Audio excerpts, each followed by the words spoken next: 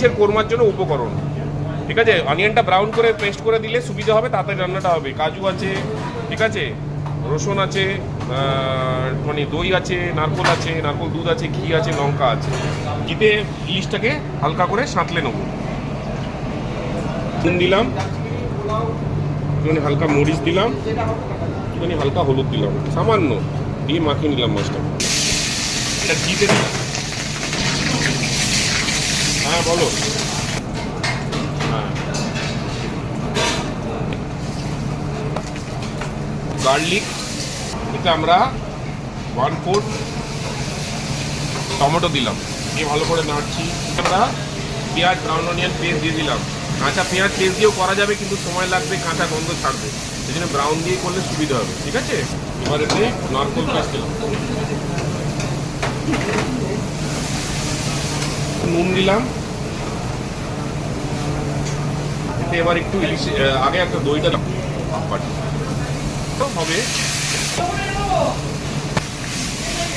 আলু পেস্ট, কাঁচা লঙ্কা একটু পেস্ট দিলাম পেস্ট করার জন্য। রেখে দেওয়ার পর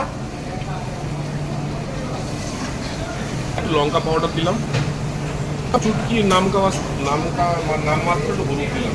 এবার এই গ্রেভিটা এরকম বানিয়ে রাখা থাকবে ফ্রিজে, ঠিক আছে। এইখান থেকে নিয়ে কাজ করতে পারবে। এবার এর মধ্যে একটা পোর্শনের জন্য আমরা নারকোল দুধ দিলাম,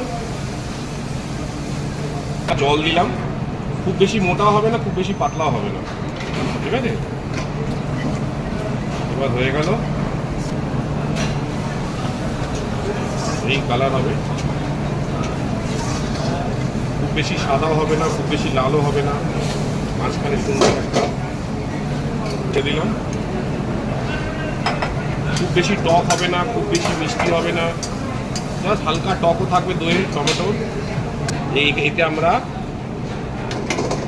একটুখানি ঘি দেবো, হালকা ঘি দেবো, ঝর্ণা ঘি কাজ করে মাছটা তুললাম, গ্রেভি দিলাম,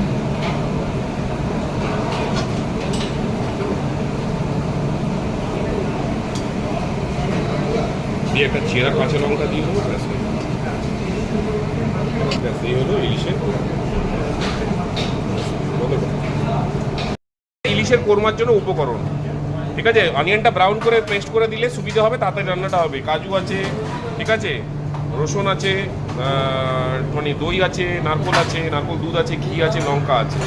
ঘিতে ইলিশটাকে